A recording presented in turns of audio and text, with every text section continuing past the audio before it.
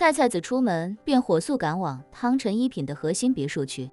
轻车熟路就来到叶晨家门口。其实自从搬到这里，他经常一个人散步至此，但一般也就是往里看上两眼就快速离开，假装只是正常路过。当他来到叶晨那套别墅门口的时候，他看到院子里停着3辆车，一辆劳斯莱斯库里南以及2辆宝马，其中一辆还是那台挂着5系尾标的宝马760。菜菜子知道劳斯莱斯一般是叶晨老丈人开，宝马7系是萧初然开，另一辆叶晨偶尔开。现在3辆车都在家里，看起来好像除了叶晨之外，其他的家人应该都在家里。现阶段的菜菜子已经悟到，虽然灵气还不是很强，但已经可以对周围几百米内的环境进行感知。他只是心念微动，便用灵气将叶晨家的别墅走了一遍，其中并没有发现任何人的踪迹。他立刻拿起手机给叶晨回了微信：叶晨君，我刚才查探过你家中情况，3辆车都在，但家中并没有人，需要我现在进去看一看吗？叶晨立刻回复：需要，帮我看看家中有没有什么可疑的线索。打电话给家里没人接的时候，叶晨就猜出萧初然一家3口肯定不在。根据公司那边行政的反馈，其实叶晨心里已经猜到，萧初然肯定不是遭遇意外，而是早有预谋，早有预谋要忽然从自己的世界消失。可是他无法理解自己与萧初然在一起这么多年，明明感情越来越好，他为什么要忽然离开自己？而且就在自己生日那晚，萧初然才刚把他给了自己，怎么会忽然离开？如果他早就想离开，又为什么把最珍贵的给了自己？怎么分析都显得非常不合理。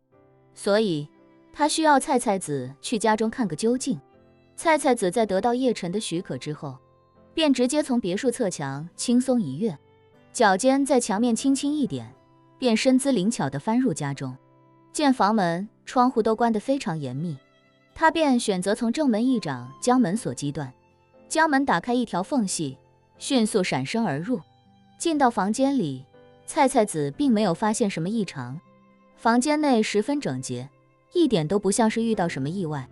或者仓促离开的迹象。随即他便迅速拍了几张照片发给叶晨。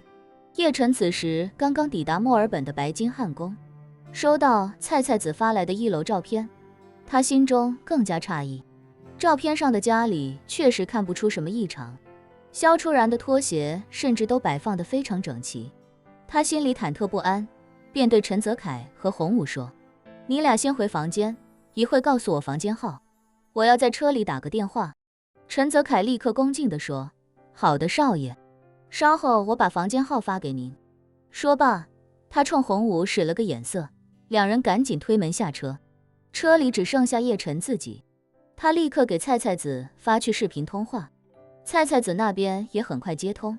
对叶晨说：叶晨君，家中1楼我都看了，看不出什么问题，要不要我去查查外面物业的监控？叶晨说：菜菜子，你先上楼去我的卧室看看，我想看看我老婆的私人物品是什么情况。菜菜子问他：叶晨君，我进去合适吗？毕竟是你和萧女士的卧室，会不会破坏你们的隐私？叶晨说：现在顾不得这些了，你只管进去，把摄像头翻转一下，让我看到房间细节。好。菜菜子见叶晨都不避讳，便立刻答应下来，随后就在叶晨的指挥下，来到了他和萧初然的卧室。一进卧室门，叶晨就立刻发现不对，与1楼公共区域的干净整洁相比，房间里就显得凌乱不少。床上有很多堆放的衣服，而且都很凌乱，衣帽间、衣柜的门全都开着，衣服大多都只在衣架上挂了一边，还有不少掉落在层板或者地板上，看得出是仓促收拾其他衣服的时候被带下来的。菜菜子也察觉到异常之处，小心地问他：叶晨君，萧女士离开家没跟你提起吗？叶晨摇摇头，如实说道：没有，我刚才给她和她的爸妈打电话，电话都打不通，我打给她的公司，结果他公司的人说他已经把公司遣散了。这，菜菜子不敢置信地说，叶晨君，你们的感情不是很好吗？为什么萧女士会不辞而别？叶晨茫然地说，我也不清楚，但事情肯定另有隐情。菜菜子视线在房间环顾，忽然看到床头柜上竟然放着一本红色证件和一张折起来的白纸。她定睛一看，那本红色证件竟然是结婚证。于是她赶紧走过去，将镜头对准这张结婚证和折起来的白纸，对叶晨说，叶晨君，你看，这是不是萧女士给你留的东西？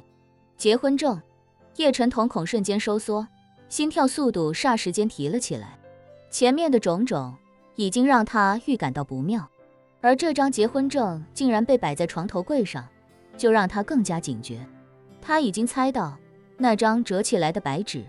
应该就是萧初然留给自己的信。他将手按在自己的心口，强迫自己镇定下来，随后对菜菜子说，菜菜子，麻烦你把那张纸打开，我想看看里面写了什么。菜菜子没说话，伸出纤细修长的玉手，将那对折了2次的 A4 纸缓缓翻开。当叶晨通过视频画面看到信上的内容时，整个人顿时如遭雷击一般一动不动，紧接着眼泪便不受控制地充满眼眶，紧接着便夺眶而出。信是萧初然的字迹，内容不长，每个字都写得很认真，也很清晰。内容是，亲爱的老公，见信好。当你看到这封信的时候，我已经和我的爸妈永远地离开华夏了，请原谅我的不辞而别。叶晨，在我知道你全部身世的那一刻，我并不怪你这么多年一直对我隐瞒你的身份，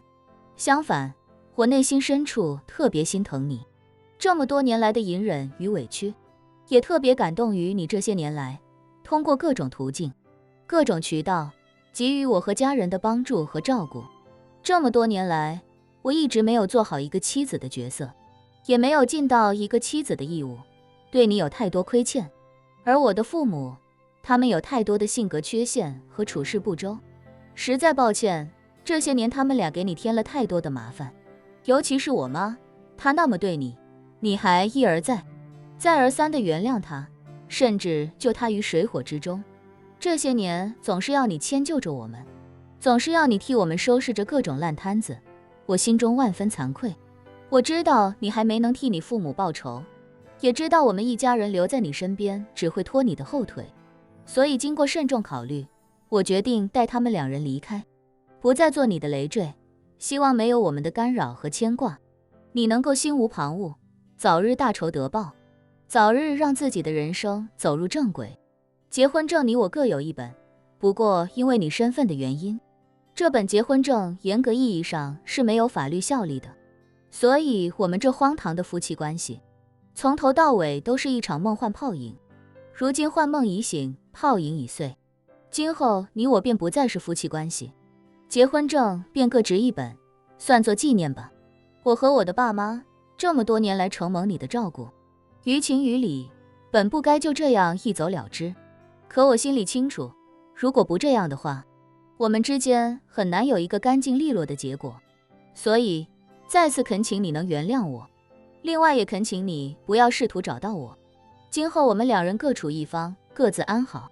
萧初然。